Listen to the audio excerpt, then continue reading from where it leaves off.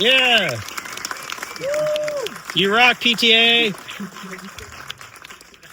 Thank you, Paul, for being here. It is such a treat. I've got to talk about the first time I saw this movie. I remember you invited me, you called me up and you asked me if I would check this movie out. I didn't know. We had met in Cannes. I'd never seen anything. You'd only made that short film, Coffee and Cigarettes. And I was very nervous. I said, what if I don't like it? Who is this kid? You were, what, 24, 23? And you set up a screening at the Fox lot, just for me. And I said, well, I can't lie if I don't like it because I'm doing movies. And I knew within 10 minutes, I totally relaxed. I said, this guy is a born filmmaker. It was very clear to me that you were in total control. Amazing. But what I think I didn't realize at the time was all the craziness you were going through with your producers, with Reicher Entertainment, who basically hated the movie and wanted to take it away from you. They fired you twice, I believe. Can you talk a little about that? They wanted to recut the movie. They did recut them. They did recut the movie. Yeah. How did you get your cut back? I don't even remember really because it's one of those classic stories that you heard about, that you as a film fanatic, you would always hear these stories about, films being taken away from directors, and you never thought it would happen to you, let alone on your first film. It was a dark time and really challenging. I don't remember all the details, but the best I can remember it is that I will say, in fairness to them, I will say this: I had never made a movie before, so I had never edited a movie before, and I was given about 6 weeks to edit the movie together, which is probably significantly shorter than, I wasn't a member of the DGA yet, so 4 weeks shorter than you have to get. And so I hadn't really learned. I was really making this up as I went along, and that part was really challenging to me. I thought I would just cut it together how I would planned it, and it would all be perfect, right? Well, it was not like that. Right. So I was struggling, in fairness to them, but they were also complete assholes. They're fucking morons who aren't even in the business anymore. They should fuck them. It's terrible. But I was so resistant to try to and I didn't understand how to communicate to them at all. And they basically just said, we've had enough of you. Thank you very much for your services. Goodbye. I had been smart enough to kind of take some key pieces of equipment that I might need if I needed to cut it back together again. And tried to get the cast was on my side. They wrote a letter up, to Reicher Entertainment, which made matters only worse. Long story short, there was a version of the film that I made. They did recut the movie, by the way, and they reformatted it as well. They reformatted it so that it was 1:8:5 and it was supposed to be widescreen, and all these horrible things were happening. The negative had been cut, but I knew that there was ways to fix it if I could ever get it back. I don't remember this, and I need to figure out this deep, important detail of the story. Somebody saw the movie on a VHS tape, and somebody that John Lesher knew, my agent, our mutual friend, submitted it to Cannes, to the In Certain Regard.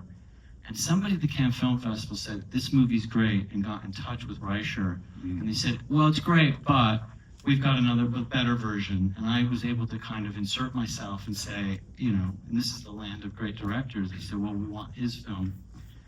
So I was able to get the film back. Actually, I took the money, because we were starting pre-production on Boogie Nights.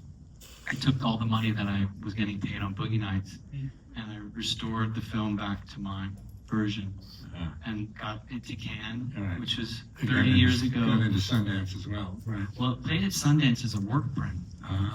That was a hard time too. Sundance. Yeah, it played at Sundance, but that was just the left of the work print that I had stolen. You kidnapped your own I movie. kidnapped my own movie. It was one of those. There's a lot of more nooks and crannies to that story, but I'm not going to bore you with the details. One day, it was it was a hard time. Yeah. But the reception in Cannes made Reicher back off. It did. You got your cut. It absolutely did. Right. And Samuel Yeah. Goldwyn released the film. He had to change the title. When I saw the movie, it was not called Hard Eight.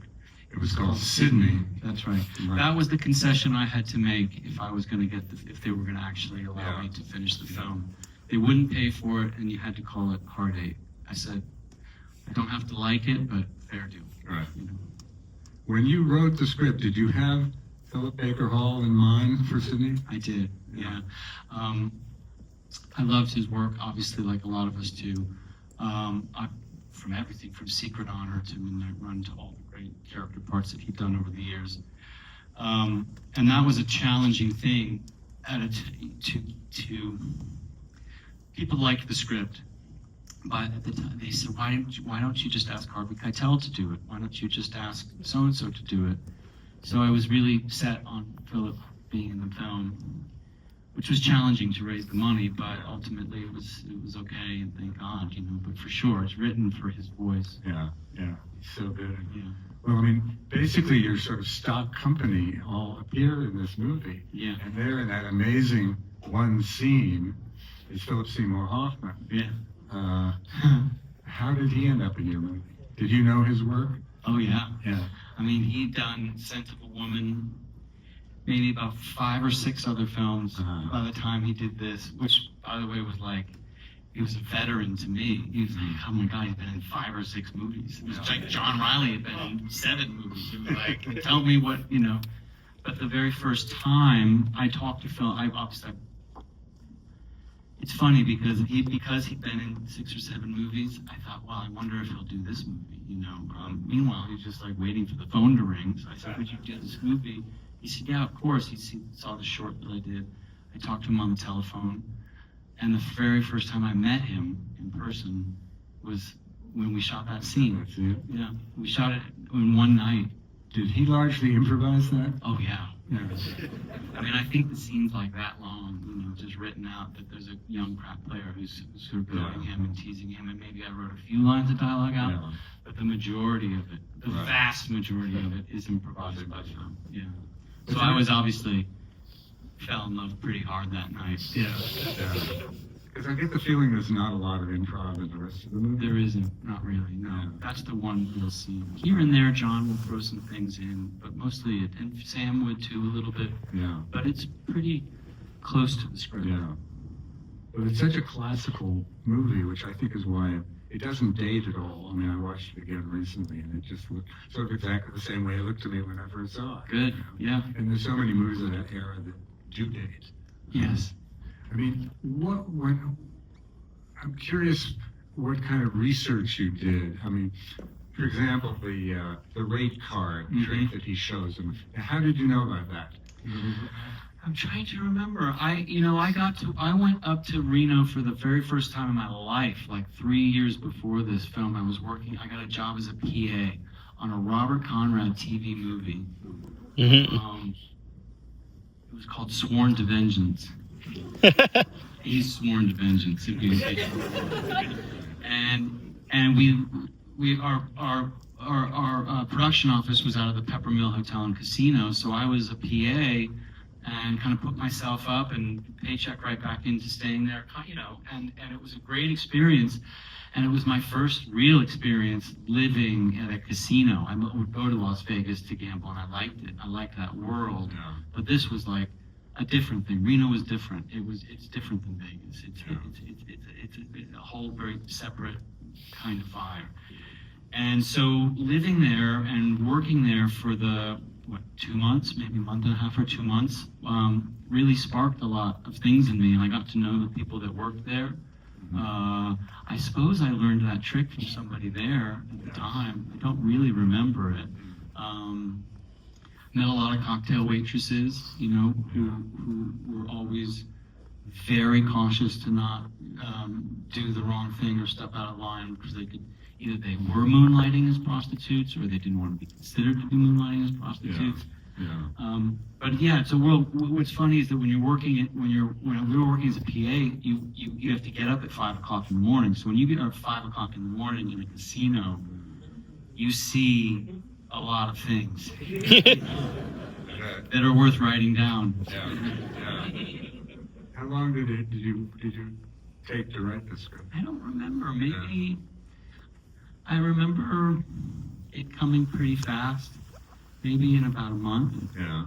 I remember a lot of it happened during an incredible rainy season. I was living with my dad at the time in a house that he rented, and it was up in a canyon, and it was so much rain it was impossible to get down the roads, which was really helpful when you're trying to write something and you just stuck. I remember that quite well. Yeah. I don't think it was long. Yeah. You seem to be drawn in watching it, the relationship between Paul and Riley. I mean, it reappears in a lot of your movies. I mean, you're the father figure or the mentor figure. I mean, when you think of Burt Reynolds and Dirk Diggler and Boogie Nights, or the relationship of the master, it seems to be something that you gravitate towards. Yeah. I mean, is that at the heart of why you wanted to write the script, that relationship? Well, That mentorship? I guess so. I mean, it must have been. It wasn't a conscious thing. I just love that dynamic. It's a good dramatic dynamic. Somebody who knows something who's older, somebody who doesn't know enough when they're younger. That has tremendous dramatic possibilities. But yeah, I've seen it over and over again that I kind of keep gravitating towards it. Or even maybe sometimes thinking, well, I've got to do something new, and then just doing it again. Well, you made it a father and a daughter in the last one. That's right, exactly. You gotta have somebody who knows more than the other person. And the last one, I guess, the daughter was the father, and the son.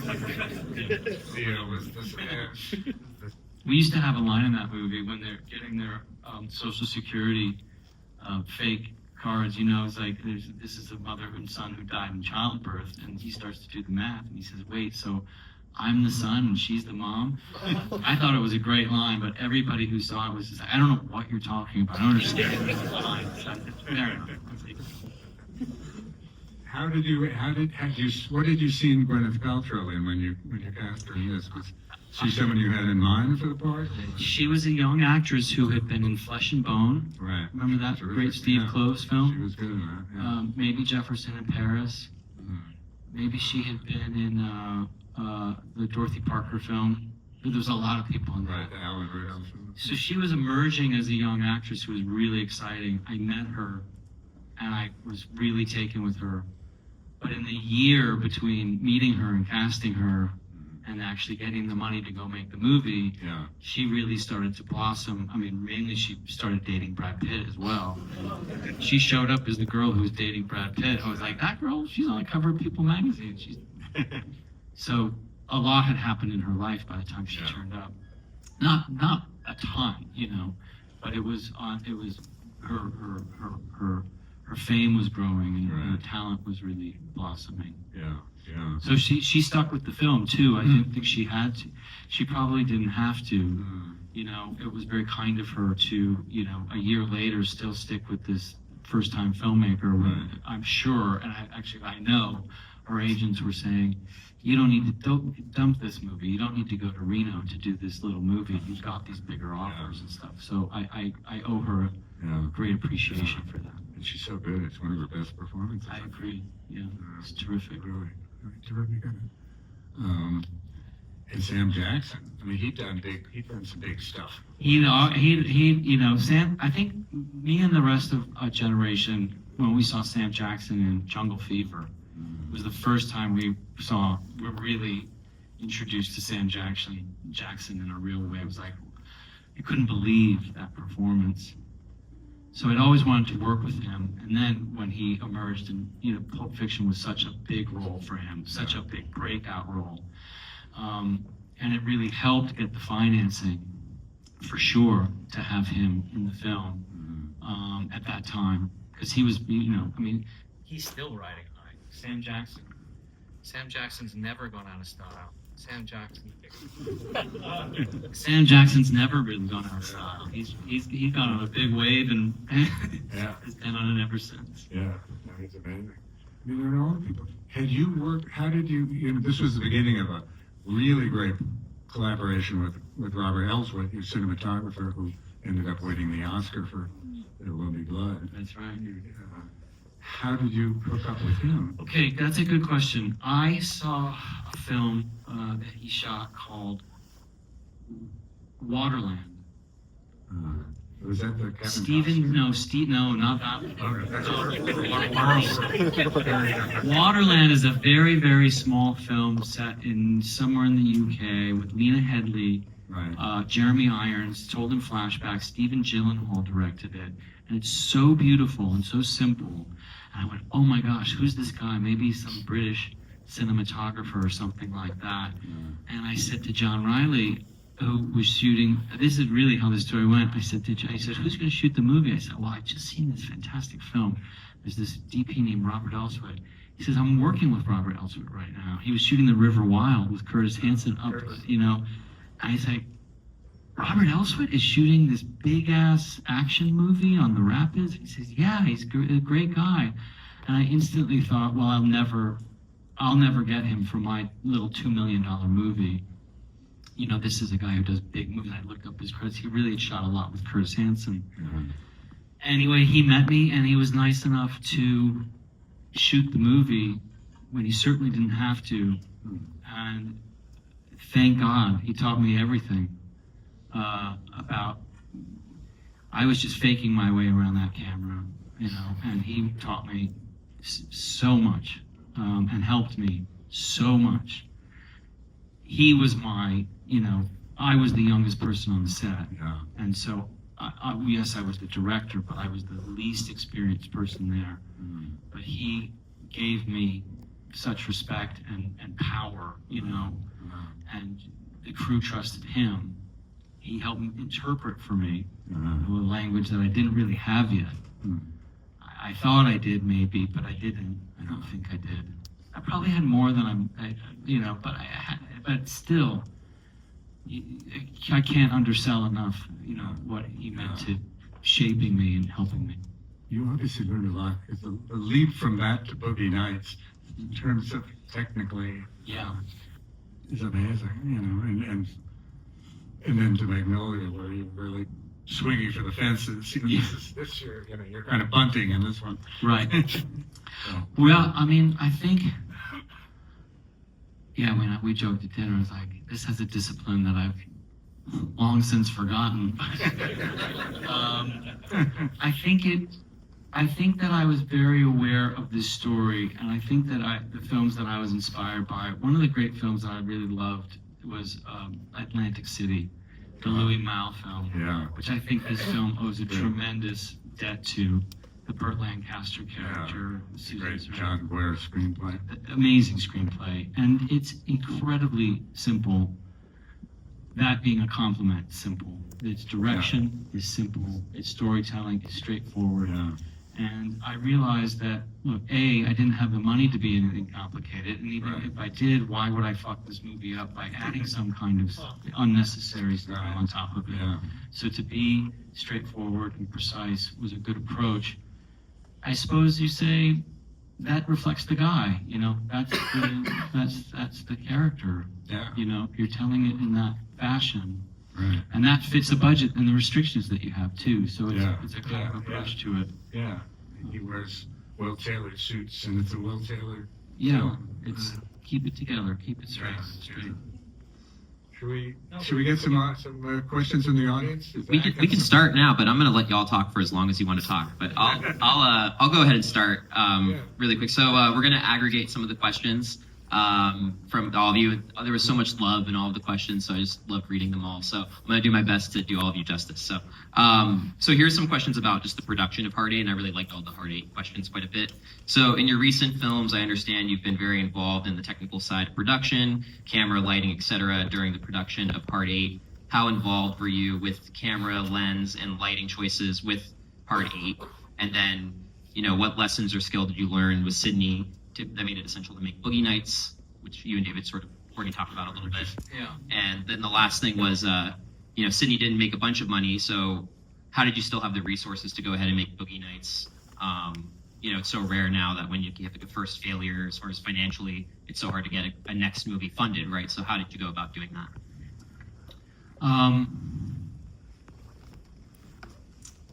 Well,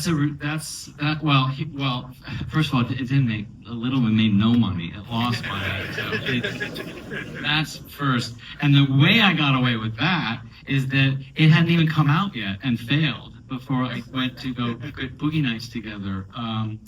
In the process of the film being taken away from me, when we started to kind of realize that it seemed inevitable and that door was closing, as a way to survive, Boogie Nights had already been written, and I said, well, I have to just try to strike right away again, and that's when I met my hero and savior, Mike DeLuca, at New Line.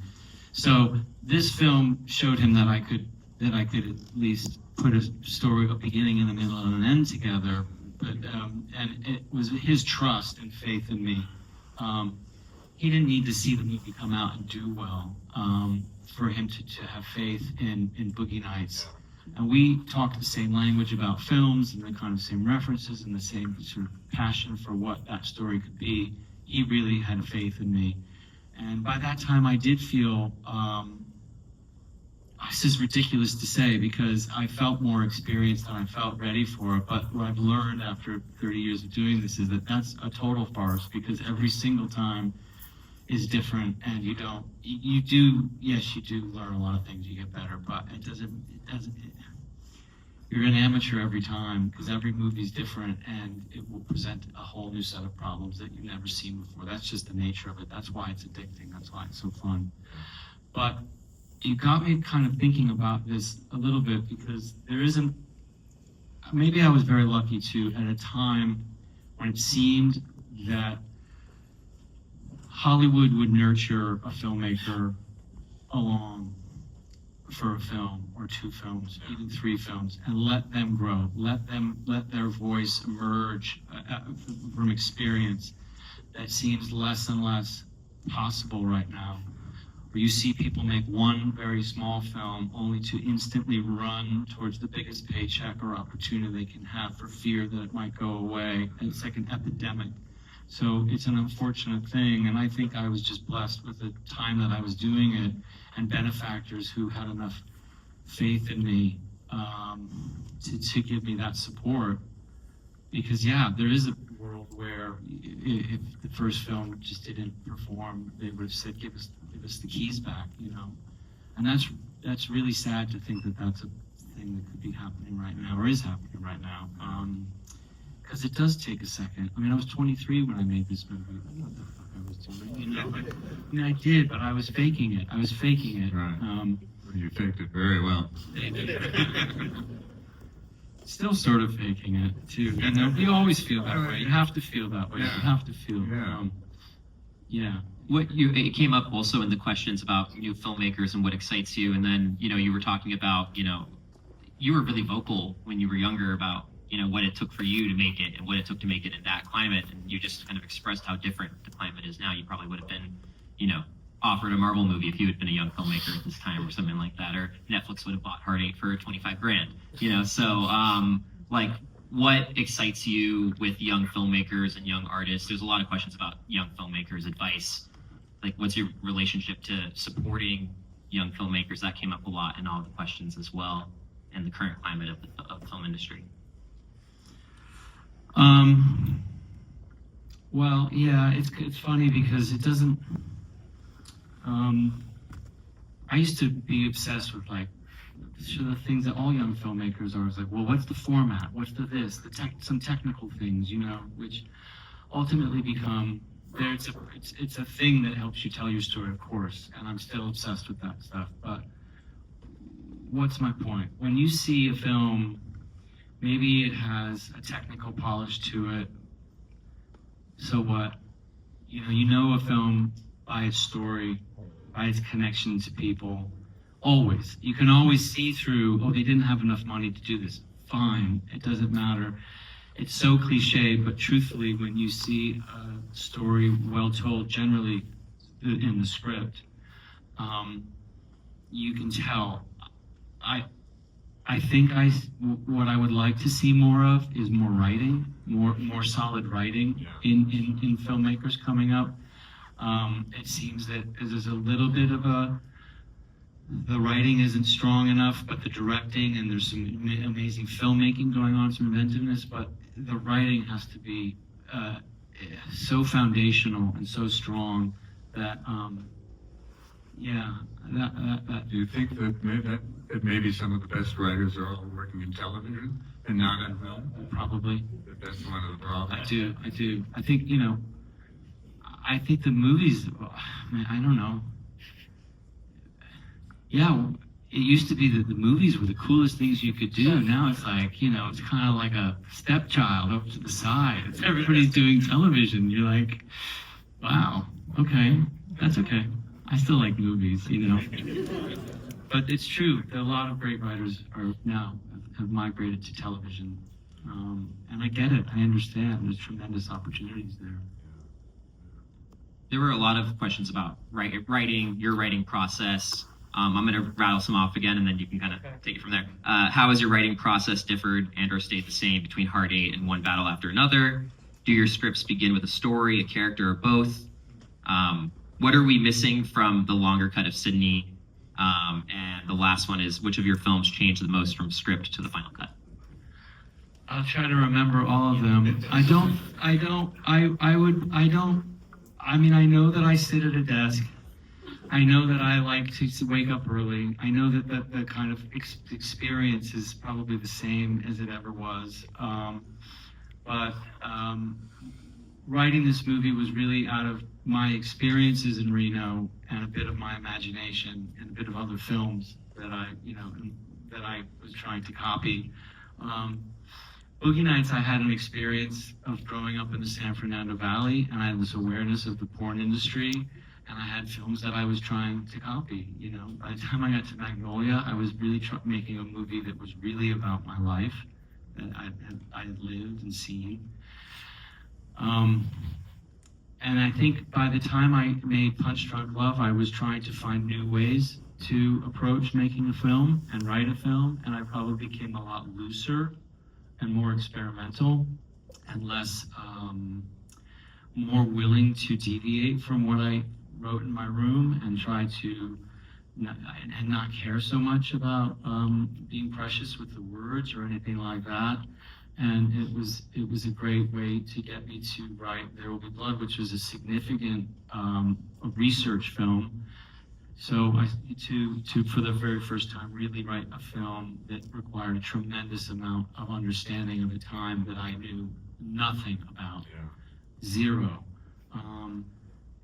I knew the humanity of that story that I could tell, and I could get in touch with that. But it was a really great experience to learn about something that I didn't know how oil came out of the ground. I didn't know anything about that world, and that changes your writing because you are. There's an old saying that says when working ain't working, research. When research ain't working, sleep. And I just remember living like that for a few years. Like, this writing isn't going anywhere, but I'll just keep researching and learning and more. And you're gathering everything from names of places, names of characters, to bits and pieces to understand how people existed in a world which will inform the story. And I've found that to be my happiest place when writing, is when there's a combination of research to do with the writing. That's a lot about writing, sorry. There are a lot of research with Fan Thread and the fashion. Yeah, I knew nothing about.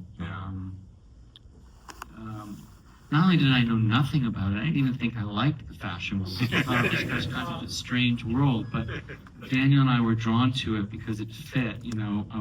Making a film about a painter didn't seem right. Making a film about a writer didn't seem right, but you needed a vessel for this person, for this character. And that world of the post-war London 50s dressmaker, which was really exciting to us, because that, what you learn is you're not going to be the best dressmaker if you're in London. The best ones are in Paris. You're going to be the best in London, which is not the same. It's not the same as the best dressmaker in the world. So that was an interesting thing to learn about. The shortage of fabrics that they would have, what that in their inner world, what that does to their kind of stresses about what it means to have. It's not in the film at all, but it's the kind of thing that builds the film, and we talk about it with Daniel. So yeah, and getting to know that world. Yeah. Amazing. There were a lot of questions about your collaborators and like eras of collaborators. Also, John Bryan, Amy Mann, all the actors that you've worked with and worked with continuously. When you were making Hard 8, did you know that you were going to continue to work with Michael Penn and Amy Mann and John Bryan and Robert Elswit? And did you have that sense that you wanted to work with them again and that you were going to continue to work with them? For sure. I mean, I started. I mean, these are the first people that I collaborated with, and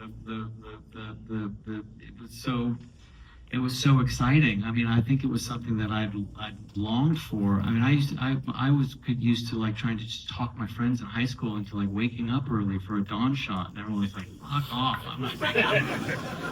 Finally, there's people that have the same feeling about making something that I do. So it was the first collaborations that and it was so how blessed that John Riley was really one of the first actors that taught me about what it means to work with actors.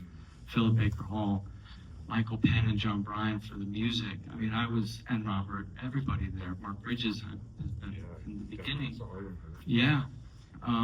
So I got the bug what collaboration meant from these folks, and obviously it triggered more, to want to do more, to write another movie. They could harness their talents, or they could feed the things that we've talked about. It was the beginning of that time. I mean, John Bryan, we did when we did the score for Punch Drunk Love in 2001. We went to Abbey Road to record the music, and I told him about an idea for a movie that I had. It was kind of about a bounty hunter out in the desert, and he wrote some music for it, 2 pieces of music, and we said, well, no one knows this story, don't put this anywhere. He's like, there's an orchestra here, let's get the orchestra recorded. And there are 2 pieces of music that ended up in One Battle After Another, 24 years later, that I've just held on to. And it was waiting for that story to blossom and grow. And, so that's Crazy. That's a great story. Have you used in this movie those that chime thing, yeah, that bell. You use that in other That I used that again in Boogie Nights. I figured, nobody saw this movie. I'll just it works, Yeah, it's in the van, right? Yeah, it's in Yeah, the it's van on- in Boogie Nights when they're intercutting a few different stories. I think that Heather's in the back seat of the limousine, and she's kicking the guy's face in, and Mark's even jerking off in the parking lot. Yeah. I'm so glad you brought up the use of that John Bryan music in One Battle. When I saw One Battle, I was like pinpointing, like, where is that from? Where is that from? Because it didn't sound like the Johnny Greenwood stuff.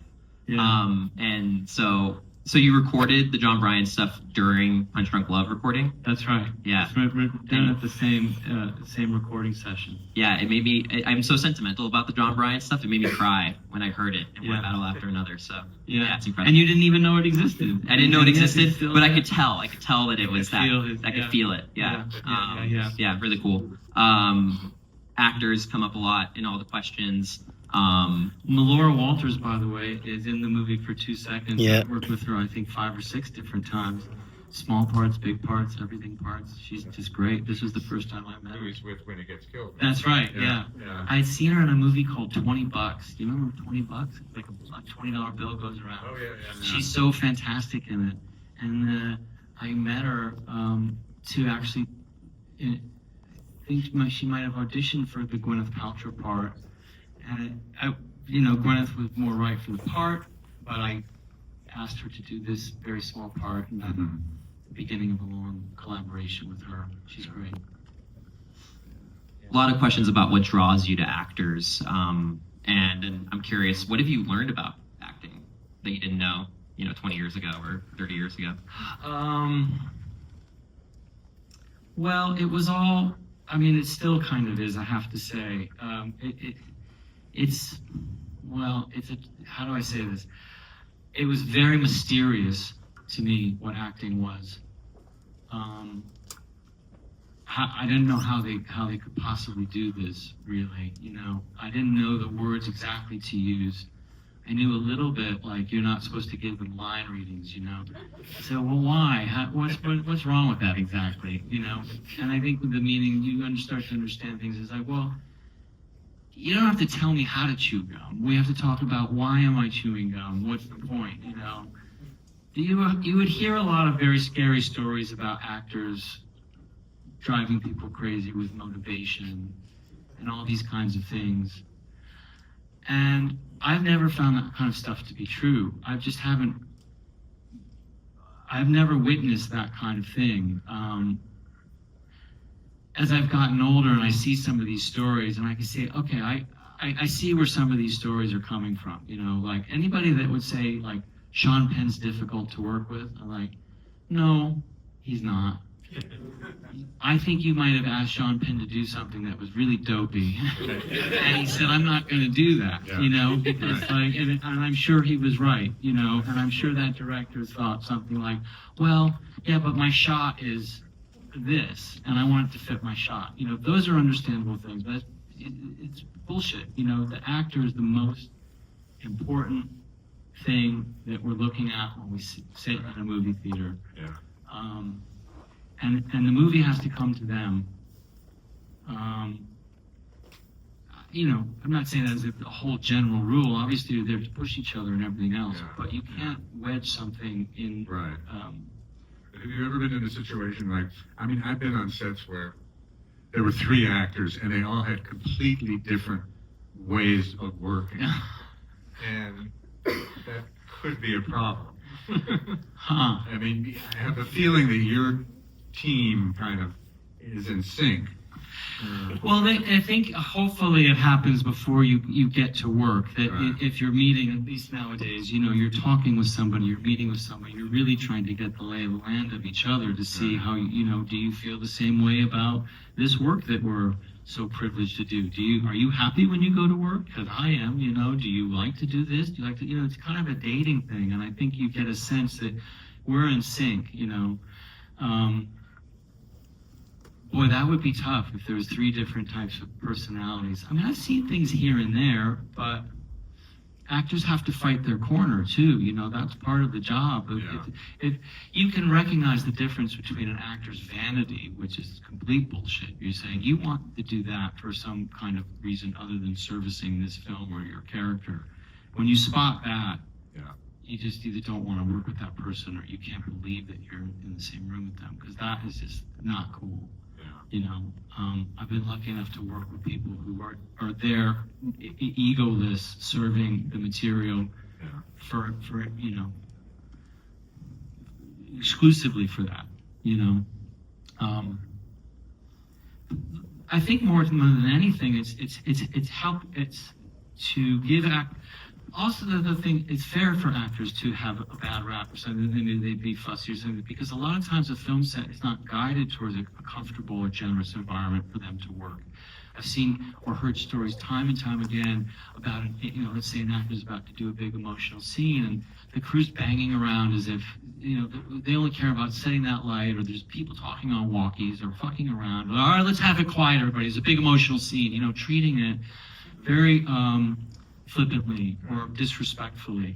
You know, I don't think that actors want to have like a red carpet rolled out and like all that. Like, they just want a comfortable and safe environment to work in that's respectful of what they have to do, which is to be emotional, concentrate, whatever it is. It's hard. It's very athletic type work. It takes a lot out of you, and I think they just want an environment where they feel safe to do that. Because imagine, you know, you can fuck with your head if you're an actor. You know, you go and you have to play make-believe, and you feel like a fool if you kind of sober up out of it. You're like, what am I doing with my life? You know, you have to be there for that. You have to be compassionate to that and have safety nets, and to be encouraging and be honest with them too. You know, Joaquin's the best like that. He doesn't want compliments. You know, he doesn't want good job or bad job, because he doesn't want to ever feel that I'm either not honest with him or that we're high-fiving. You know, it's kind of like there's another scene to do. There's another scene to do. You can't celebrate, you know. But I also know him well enough to know that, like, well, I'm not gonna wax your car, but I'm gonna give you a tap on the shoulder if it was great. Come on, I got it. You know, that was a good one. Pretty great as a master. He sure is. He sure is.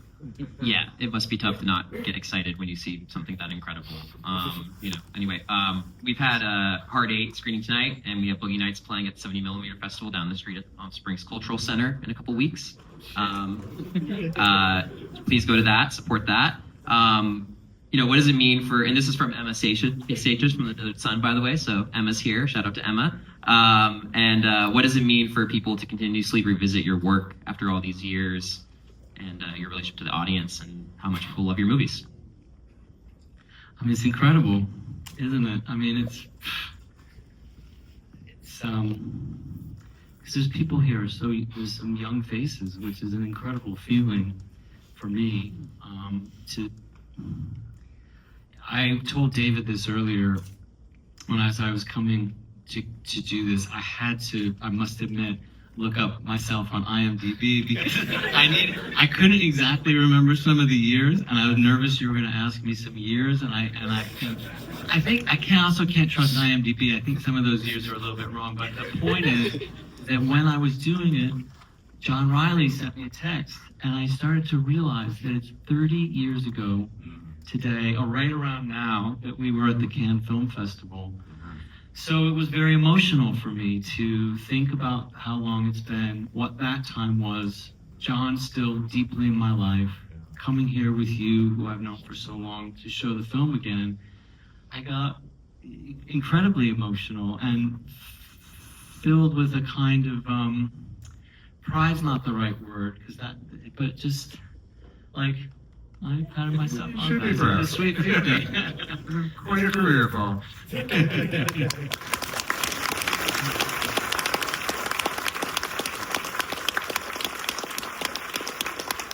We got a couple more. If you can just tell me when you're ready to go or whatever, but we got a couple more. I've got a few more answers in me. Okay, cool. I'm gonna do this fun one first, and then I'll go to something else. So, this is from Brad from Heyday. Brad, what's up? In support Heyday, an awesome restaurant. So you mentioned it's time for a martini at the Academy Awards. What is your martini order of choice? Thanks for asking, Brad. Do you serve martinis? Burger and martini special. Oh, shit. I served there for a year, as a matter of fact. You got an Impossible Burger there? Mushroom burger. Mushroom burger? Vegan? All right, I'm down. I like that.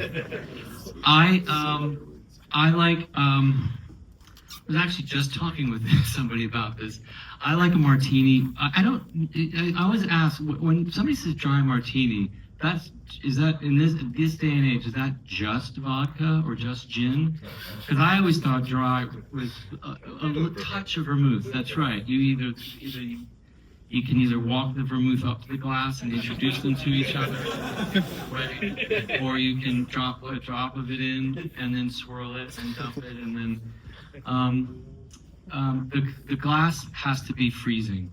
The glass has to be freezing cold, and the gin or vodka, I guess it should be gin, that's more of a martini, should be absolutely freezing cold. Now I do like a lemon, but it should be a Meyer lemon, I think. And sometimes I like an onion, which is a Gibson as well, which is quite good. But it has to be freezing, because the truth is, like John Steinbeck said, the first sip of a martini is like a bite from a vampire bat, you know? And kind of like the first sip of coffee, it just goes downhill after that. It just really, maybe the second one's good, and then it starts getting warm, and I'm just kind of like, I'm drunk enough, is it? One more thing about that, too. Please. We love this. I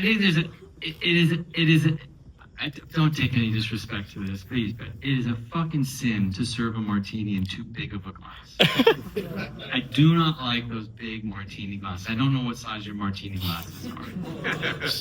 I have to say it, though. I have to say it. I like a small one. They kind of smaller is better. There's the Nick and Nora glasses. Those are quite good in that shape. Maybe, if they're smaller, then you can have two. Nora had about 15. No, I know. They really did. There's no way you could do that many, but. No. I mean, no way you could make that movie and have them drink like that today. No, I know. They're both alcoholic. Well, great films. We try to watch those around Christmas time in my house. Yeah, such a great. Sorry about the Thin Man. So, yeah, Thin Man, yeah. David's too modest to probably ever proposition a question like this, and this is gonna be my question, I guess. I'm really curious. I've known David for 10 years. This is month with the programmer, with David Ansen. So I'm really curious about your relationship with David over the years, and obviously you talked about how it started, but what it's like to have supporters and friends like David in this industry, Well, I think David and I first met at Cannes, I think the year or maybe even 2 years before this. And I was excited to meet somebody whose name I had seen. And, it was so exciting to meet somebody whose views you mostly agreed with. And as a subscriber to Newsweek, that's the Newsweek reviews were the ones that I was the most familiar with. So I was just sort of excited I was so young, I was so excited to meet somebody that I could talk about movies with, and we did see eye to eye, and then to venture to ask you to see the film was a leap that I took, but I thank God it worked out for both of us, because I think at that time I needed an expert's view to tell me that I wasn't crazy, and that was incredibly helpful. But I think I would say, as I said at the LA Film Critics, I think our friendship became cemented when he'd given me terrific reviews for this and a terrific review for Boogie Nights and Magnolia as well. But his Punch Drunk Love review he was a little bit lukewarm. And at first I was a bit hurt, but as we talked about, it's the kind of thing that makes you realize you have a real friend, because you need them to be honest with you. And so there's an honesty there and a directness. I think it's kind of funny how we talk about things, like quite honest and just out on the table. So that was, I think, a thing that truly cemented our friendship, that it was not just about enjoying the films I made, but being honest when you were, less than connected with it. So that was a big moment for us, and we just kind of continued on since then. I also remember when you showed me a somewhat early cut of Boogie Nights, knowing that you knew that I was on the selection committee for the New York Film Festival. Mm-hmm. And I was so knocked out by it. I said, if it's the last thing I do, I'm getting this movie into the New York Film Festival. Yeah. And I had to fight to get it. There were some people on the committee who did not want Boogie Nights in the New York Film. It ended up being the centerpiece. And it was a huge success. But, wow. Look, we showed There Will Be Blood for the very first time we showed it to anybody to the New York Film Festival. I won't name any names, but I thought, boy, this movie's really good. I can't wait to show this to somebody. And they came back and they rejected the film. It wasn't, the scandal of that was that it wasn't they who rejected it. It was one person. Right. Who didn't let the rest of the committee even see it. I called him, I said, how'd you like the film? It was done. He was like, is it finished? Is this it? I was like, I was so confused and heartbroken. I thought this movie was really good, and the first person I showed it to, it was like eating something, like making a face, Most people don't know that happened, but oh God, did I just say maybe I shouldn't have said that? I mean, it's out there.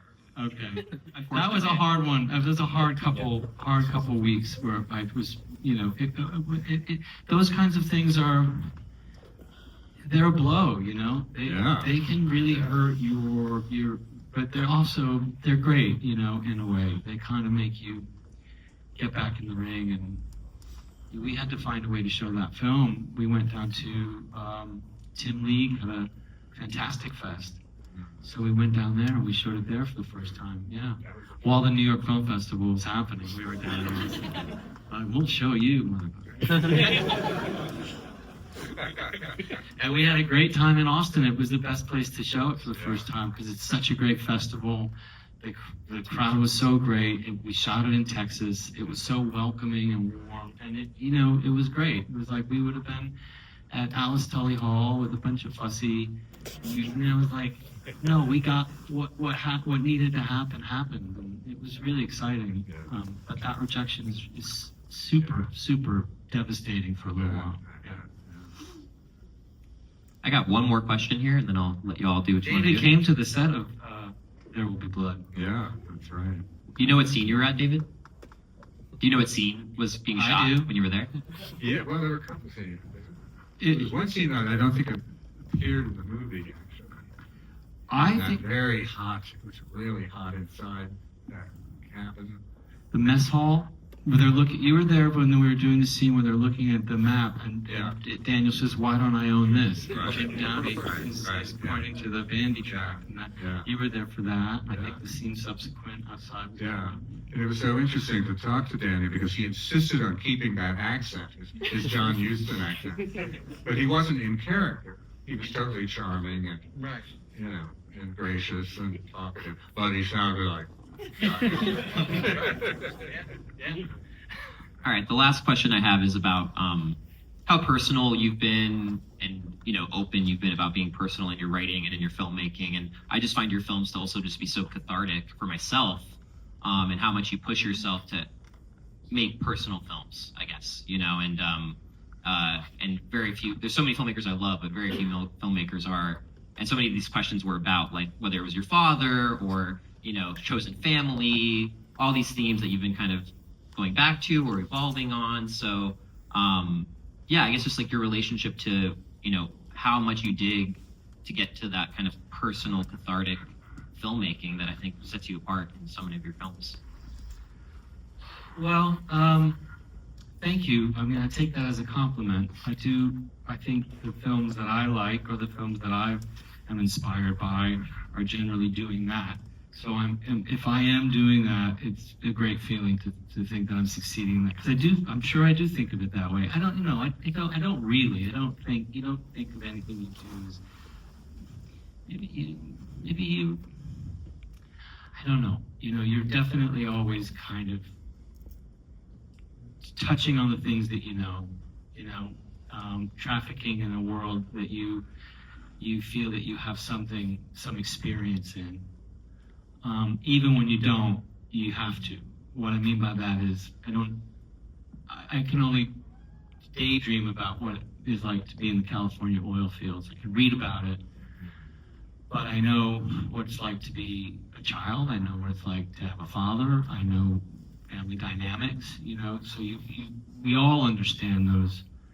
I suppose it kind of even goes back to just when you're trying to form any kind of story, you're saying, well, what will an audience care about? And generally they'll care about the thing if you care about it.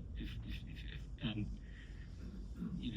I remember writing things that I thought would be so interesting about watching oil come out of the ground and all this stuff, like pages and pages. It was like, it'll be like Moby Dick, in the chapters when it's all about the whale and all that. Until you say, that's boring, What's interesting, that man and that child and that relationship, that's what we can all understand. I think you're always asking yourself, well, what do we all understand? And whether that's like a personal desire or more of like how to make an entertaining film, they end up feeding each other quite well. I suppose in the One Battle After Another, it's the same thing too. There's so many things going on in that movie, but the only way to keep it anywhere near in focus is to just remember that there's a father looking for his daughter that isn't even his daughter. What's the point? The point is, get back to the people. That will make it exciting for an audience. And maybe part of that is too, is that because we're showing this movie, it reminds me of something that Jack Fisk said many years later when I worked with him, but maybe instinctually I knew it, was if you don't have any money, you don't have any money for design, you don't have anything, but you have actors. I remember when we were making There Will Be Blood, Jack Fisk we were talking about a special effect we were trying to do, and we didn't really have it, and he said, what do we need that for? We have Daniel Day-Lewis. It's the best special effect there is. And it's the point is, to your point about whatever I'm writing, whatever, it's the people, telling the human stories. I mean, that's where my heart and my interest goes, and hopefully a little bit of why we're all here tonight. That's cool to me. Very cool. Did that answer your question? It did. Yeah, thank you.